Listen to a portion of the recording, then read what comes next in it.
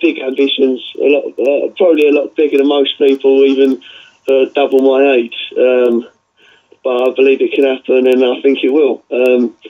Also, I've got my partner, who's also my investor as well, brings in all the money, is Mark Lyons.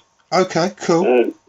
So he's invested a lot of money and time into this whole thing. He's actually quit his job to come and help me and do everything with me. He used to be an MMA promoter. Yeah, all right, but a major one in the game. So okay, and the Sky Sports package and all of that. So wicked, yeah, mate. Nice one. So if you wouldn't mind telling us a little bit about your background and how you got into promoting at such a young age.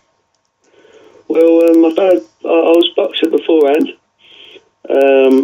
semi-pro, and I just it was a licensed semi-pro, and I had a good little fight record going, and then everything just went lopsided. Really, found out what girls was, what booze was, and and then just thought I was good at where I'd done promoting. I'd done a charity event, which I fought the world champion, who was 2 years older than me, and I was 17.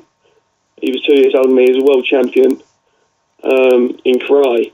Yeah. And he wanted to do boxing after I had dropouts from several people, Ben Jones being one of them, who's now pro. So then I decided to fight Adam Carrigan-Smith, the charity, put on the whole promotion, raised £14,500. Oh, that's brilliant, mate. Yeah, so that wasn't bad. Well, good on you. So you were headlining and you promoted the event yourself? Yeah. So you're like a bit of a Mayweather, almost. No, not really. I wouldn't class myself in that category at all. All right, mate, brilliant. So you had a show on the 2nd of May down at your court, I believe. How did that go? That was the first show underneath Wise Guys. Wise Guys Promotions. That was wicked. I loved it. Excellent. And who did you have fighting on the card that night? Oh, I forgot. No, I'm joking. I had Tassif Khan fighting for the chief support of Sia Ozgul, who's a Turkish prospect. Yeah. Sia Ozgul, he won. It was Sia Ozgul versus Matt Scriven as the main event, and it was NBC international title for the welterweight title. Okay, mate. And then chief support was Tassif Khan versus Mikhail Solin. Right, forgive me, I can't speak Georgian. Yeah, that's Mikhail right, Solinkini. Yeah. And then I had 3 other boys. Onda Ozgul being Sia Ozgul's older brother. He's a light heavyweight prospect. He's unbeaten as well. Yeah. He fought against Jody Meikle, who's just recently come over from the Border Control to the Motor Boxing Commission. Oh, right. So that was exciting for us. Yeah, that's very exciting. So, yeah. If you wouldn't mind explaining a little bit, like you talk about the Malta Boxing Commission there, what pros are there to that? How come you thought of going down that route rather than get involved with the British Boxing Control? The pros on Malta Boxing Commission is I've been asked a few times from people I know in the board to become a pro for the Border Control. Yeah. But what I've realised is looking at NBC, like when I was, like what people don't understand is on my age. So, one, you're not allowed to be a promoter when you're 18. You're not allowed to be a promoter until you're 18 for the Border Control. Yeah. Whereas NBC, I wanted to special records because that's what I like doing. So I tried for the NBC. I got in touch with John Luca Caro, who everyone knows him as Rio. Got in touch with him, and he gave me my promoter's license at 17. You can't to do a show which I've done with Sean Batra. All right, mate, brilliant. Yeah. So you know, like what have you? You know, it's been a relatively short career so far, but you've done pretty well in the small amount of time you've had, and with the with the backing you've had as well, you seem to have done quite well. I hear the show at the York Hall was received very well. I hear it sold a lot of tickets. Yeah, we done. That's also going on TV as well. Oh, okay. Yeah, so that show will be on TV on Sky Channel 203 under a show called MA Action. So we're just waiting for the release date on the TV for that. But yeah, we had from having 14 fights on the night. Somehow it got dropped down to 5 fights eventually, because you get a lot of bottle jobs, and I'm not scared to say it as well. All right. You get a lot of bottle jobs in the game, especially a lot of these small hall boxers that like to either haven't sold a ticket or haven't done enough to get their vote into the game, into a match. So I had to deal with that. So we lost 4 fights on the show on the very same day, a couple of hours before the event. So we were absolutely screwed. But then I managed to pull things together and get opponents, make some opponents together. Because, like, for instance, I had Paul Economides. He was one of the guys who's Stephen Vaughan. Yeah. Stephen Vaughan's his manager, which is another promoter for the NBC in northern side of things. Yeah, I've heard Steve.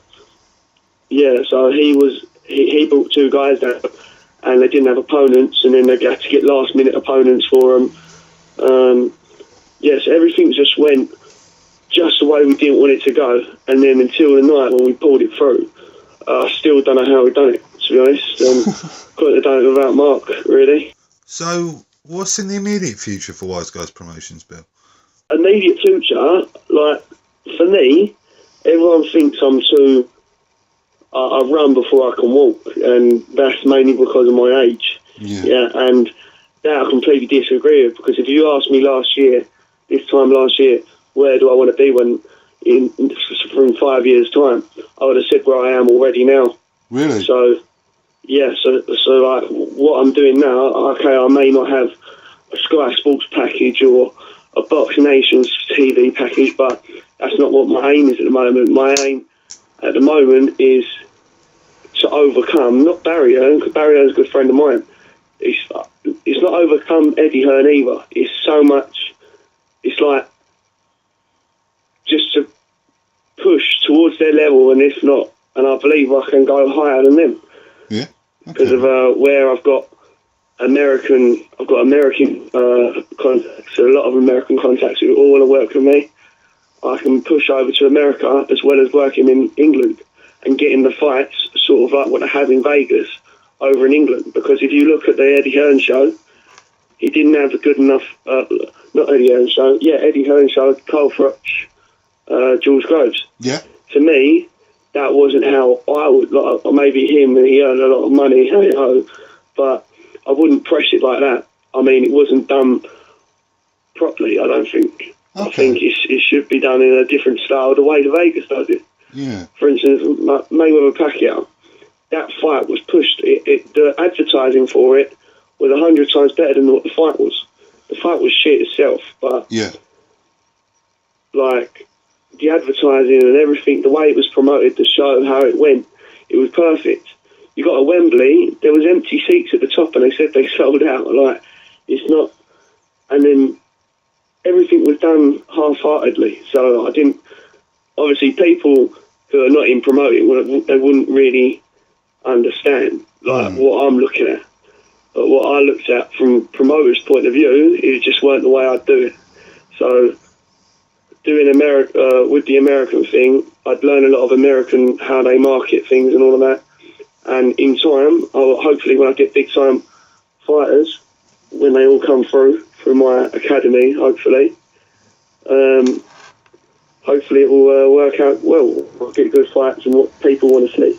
Okay, mate, brilliant. Well, so that sort of brings me on to my next question.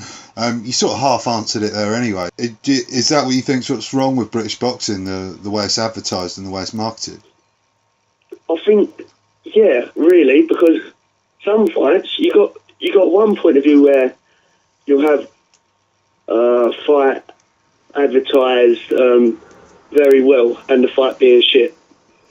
then you'd have, on the other side of things, you'd have the thing being, it's not even advertising, it's the way the show's made. It isn't advertising. Like, the advertising is not a problem with.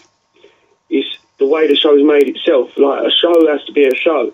Like, at the end of the day, people are paying money to see a show, not to see half-whacked boxers going at each other. Or one really good, amazing fighter, and they call him a prospect versus a bum. That ain't the way boxing should go. How it should go is 50-50 fights. No knockouts in the first round from someone from Russia who's lost 502 fights and won none. And then he knocks him out and automatically he becomes a prospect. That ain't my prospect. That ain't the way it should go. So you should have two 50-50 fights as the main events, being absolute go at it.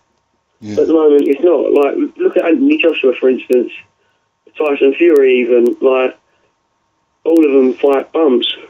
Like, they're like all good guys with good records who are getting old and are on the come down, far too come down.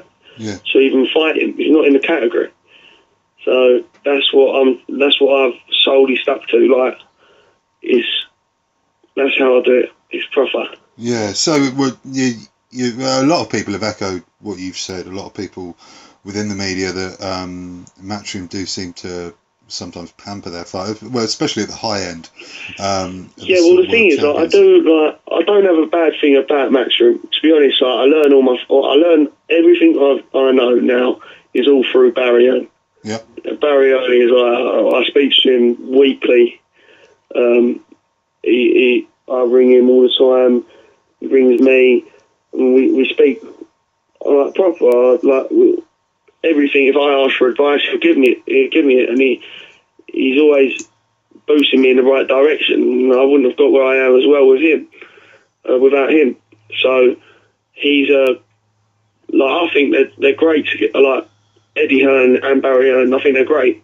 Yeah. But I think some of the things I'll just do differently. It may be wrong, it may be right, but I think I'll come out more successful. What do you think of the show coming up on the 30th?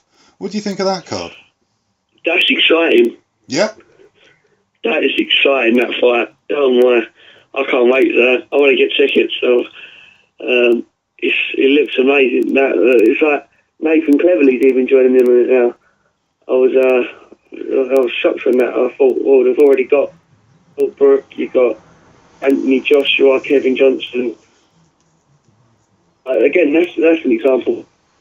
Anthony Joshua, Kevin Johnson.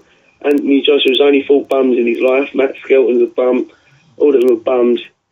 And then you get Anthony Joshua, Kevin Johnson. Kevin Johnson, he was a good fighter.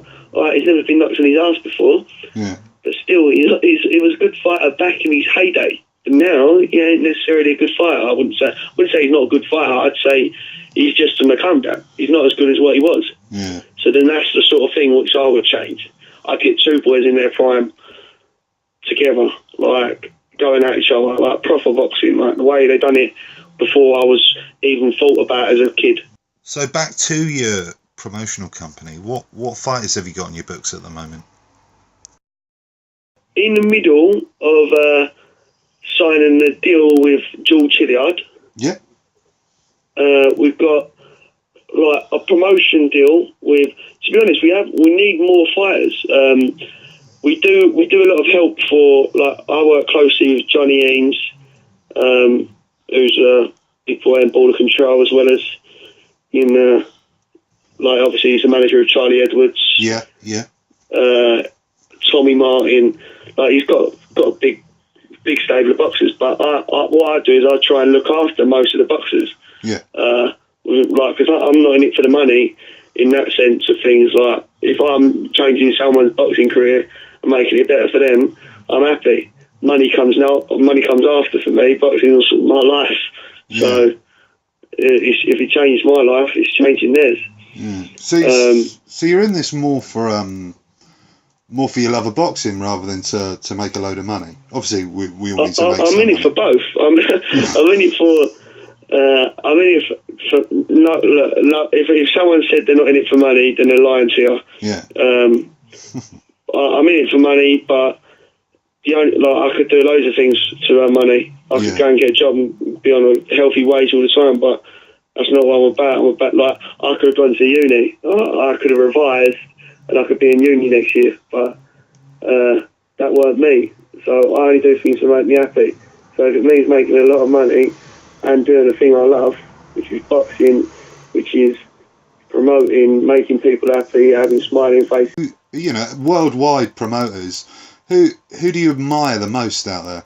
You've got like your Sowlands, you've got K2 Promotions, you've got the stuff going on in America. I think it's going to sound weird again. It's Barry. Barry Hearn, not Eddie Hearn. Barry Hearn.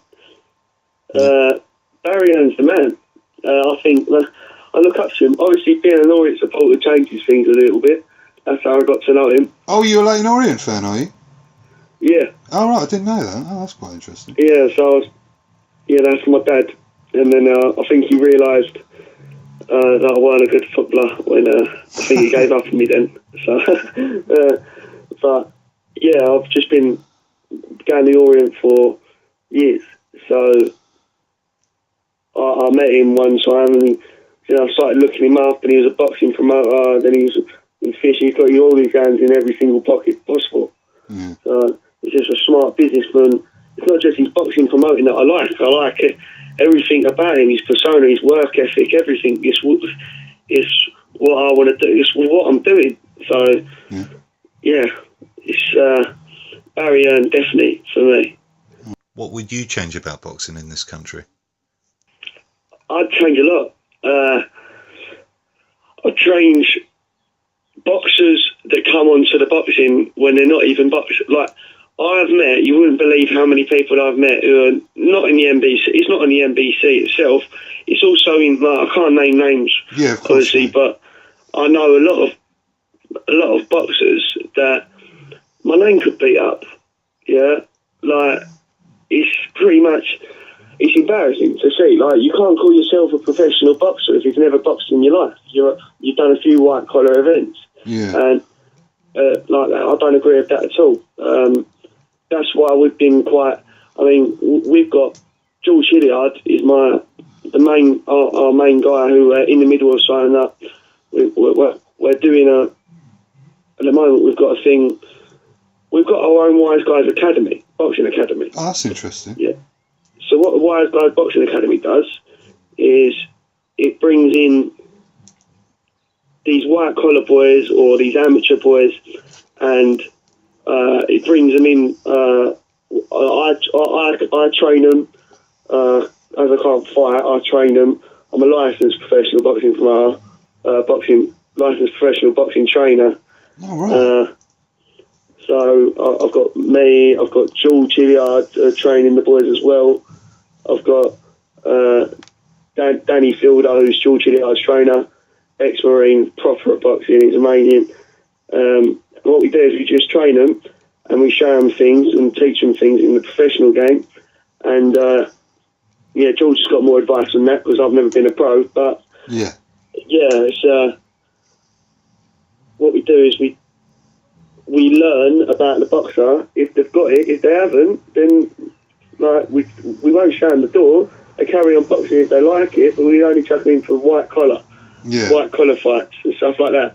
But then we get we'd have separate shows for the white collar shows, and then we've got a thing called Novice Pro that the NBC have brought out, which is novice fighters.